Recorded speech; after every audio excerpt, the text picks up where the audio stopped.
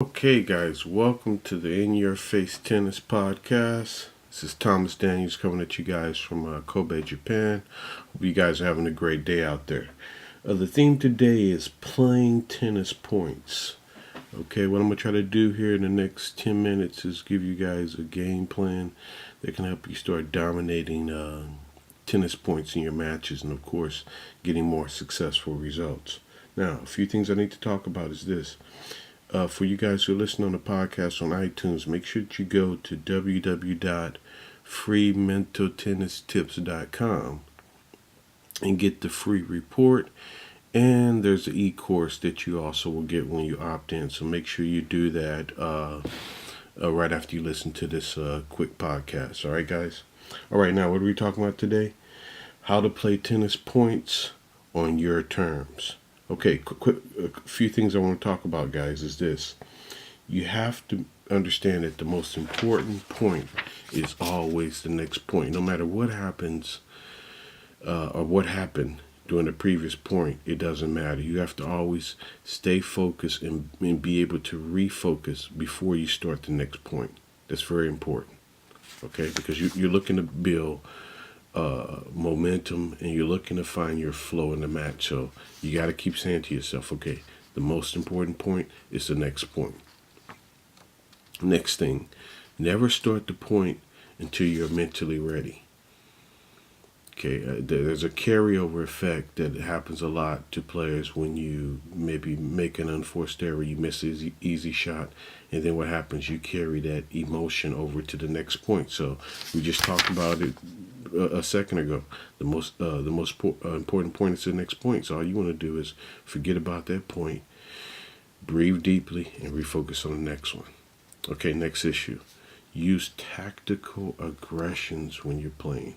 Okay, we're talking about tactical aggression. We don't want to be out there making unforced errors, but at the same time, we want to keep our balls deep.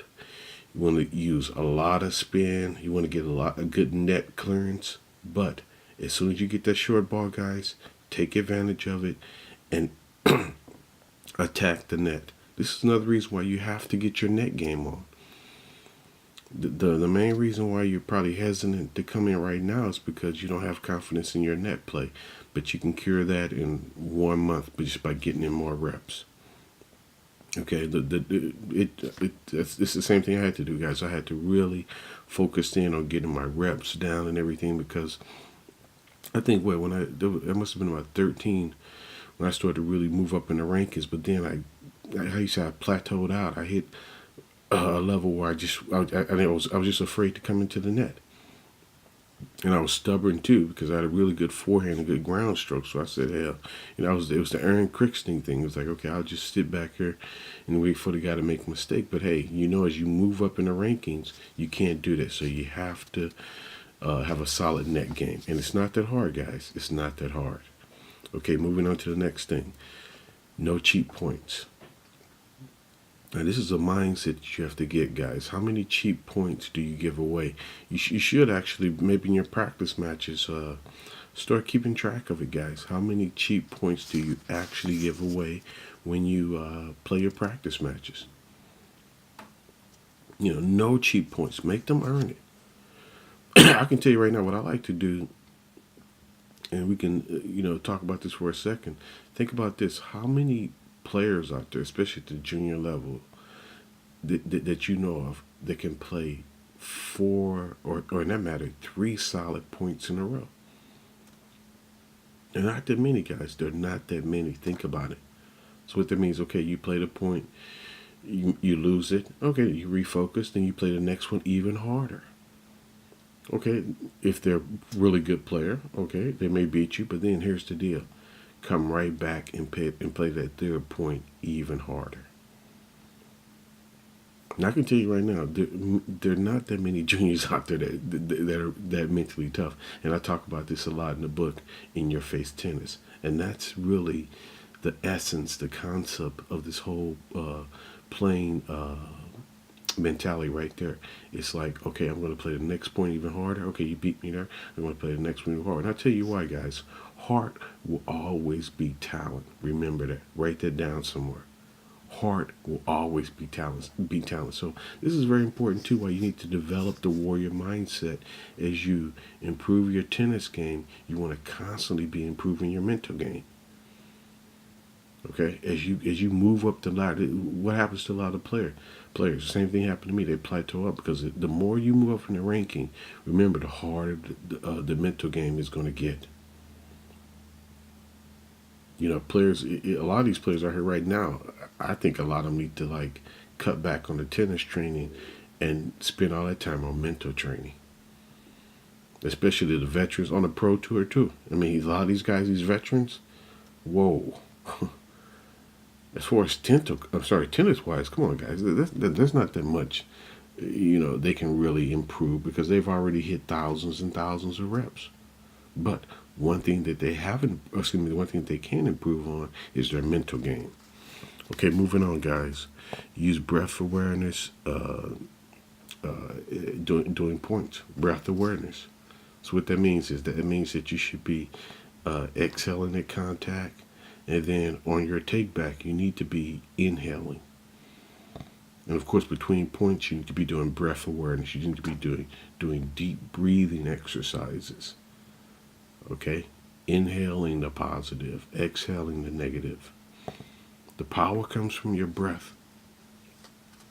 And guys, this can't be forced. You just got to do it natural. Just relax and breathe. Don't actually try to go, okay, I got to go 1, 4, 5. I just tell people just breathe naturally, breathe deeply. Okay, and always remember, focus on that next point. The most important point is always the next point, guys. So hey, you got to be mentally ready for it. And the breath, when you make your breath your anchor, guys, you eventually get into the flow. It gets into your subconscious. Okay, I'll tell you what I mean too. If you are like struggling or sometimes, or you having all these thoughts coming in, don't even try to force them out, because then you're engaging. This is what I try to tell players all the time. They say, "Well, Coach Thomas, I'm always having these negative thoughts, and I don't know what to do." And some, okay, let those thoughts fly by. Let your breath be your anchor. That's your problem. You're too much worried about the thoughts. Just because you had the thought doesn't mean you need to give attention to it. Just let the thought fly by. Okay, say back to the breath. 1. Okay, just relax and then focus on the next point. Okay, next one. Develop a mental state of relaxation, because we know to perform at your best, especially under pressure, which is tough, but to perform at your best, you must be relaxed, guys. You must be relaxed. I think this is another reason why we need to practice more in a relaxed atmosphere. Yeah, when you're practicing your strokes, try to really practice without pressure. Now, I read this in a book, Theaters of the Mind, which is another book I would recommend you guys get. I think it's by Matt Ferre. And in the book, he really talks about that. I mean, practicing without pressure. Think about it, any tension whatsoever, guys. It's going to affect your flow, and it's going to affect the way you're playing points and everything. So, I mean, let's be honest here, guys. You just have to really try to let go of that tension and stay with the flow. Anything that is affecting your flow for playing points, let it go. That's the best way to think of it, guys. Anything at all that is affecting your play whatsoever, guys, let it go. Do not even deal with it. That's what I try to tell a lot of these juniors. They're like, well, how about this, Coach Thompson? Can I do this system? No. The thing is this. Your main objective is to get in the flow with the match. Now, sometimes you're going to be in the flow, sometimes you're going to be out of the flow. But your main objective, again, is to like get back in the flow when you're not in the flow. This is very important, guys. Very important. Okay, now I want to talk about a few things of how you would probably play your perfect point. This is how it would look like. Okay, you're getting ready to serve, or you're getting ready to return. Okay, you may be having a few negative thoughts may flow through your mind. So what do?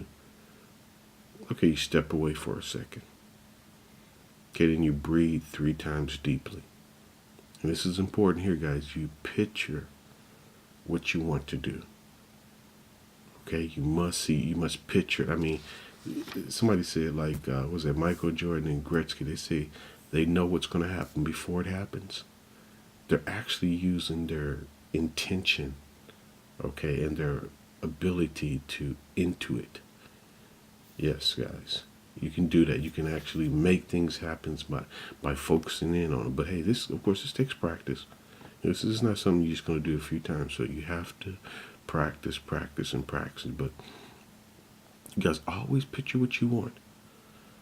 The great thing about the subconscious mind, this is something that you guys need to be aware of. It doesn't know whether or not what you're feeding it is real or unreal. So think about that for a second. Your subconscious mind definitely doesn't know whether or not, okay, if what you're feeding this picture is real or if it's unreal. So if that's the case, then why not just picture what you want to do all the time? And you're doing it anyway. The thing is, you're unconscious of it. So a lot of times, especially you guys, and if you're in a slump right now, I always say this to guys: if you're in a slump, the only way you're gonna get out of that slump is you got to think your way out of it by yourself.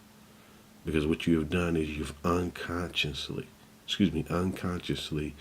thought yourself into that slump by focusing on your past failures, by focusing on your past losses. I know players, and I know a lot of coaches will agree with this. Their whole career was defined by one loss that they never mentally got over with.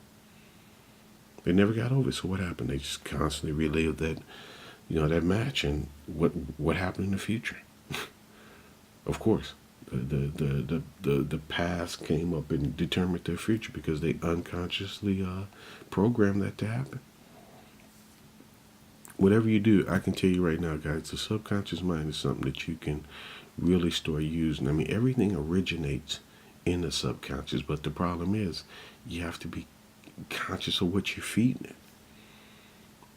Okay, that's the key point, really, to getting. We talked about this before.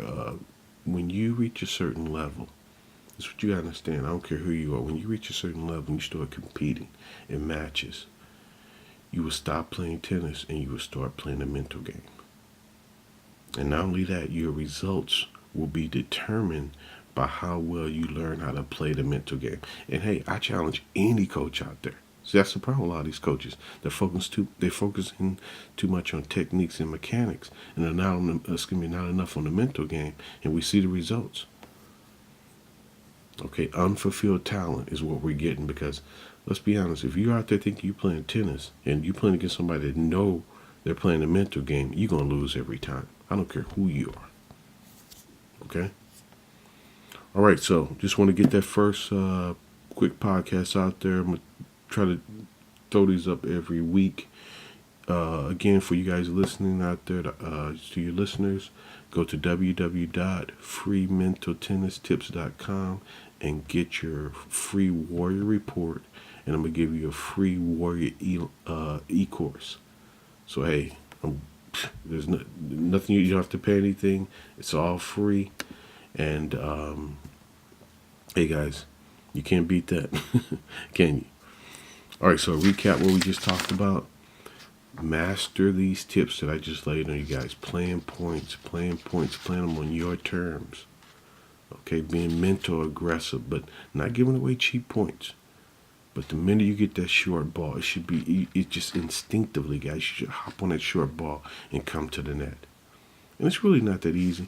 Let me leave you guys with this last tip, because the key to really making your net play easier, and this is what I found out, and I learned this in a summer camp. I never forget from a coach, and I'll never forget the coach who taught. I can't remember the coach who taught me this, but it really stuck with me. He says, Thomas, you win the points on your approach shot. And I said, excuse me. He said, Thomas, you actually win the points on your approach shot. And what he meant by that is, if you come in on a great approach shot, you really don't have to do that much with the volley. That's a given. All you got to do is block the ball short. That's nothing to. Majority of the time, you should block the ball short. Don't give them the angle against you guys. I had to learn that the hard way. I used to volley a lot of my to the open court, and if you playing against a really good pusher or a quick player, they can easily recover and it'll open up a lot of angles for you. So the best thing to do is to come in on a really good approach shot and then just block the ball. Notice I said that, block the ball with soft hands into the open court. And anybody can do that, guys. Anybody can do that. Of course, be ready for the return, but the majority of the time, you're not going to get one because you came on a great approach shot. You simply block the ball in open court, and there's not going to be anybody there. Okay, guys. Hope you guys enjoyed this quick podcast, and give me your feedback. It's welcome, and I'll talk to you guys soon.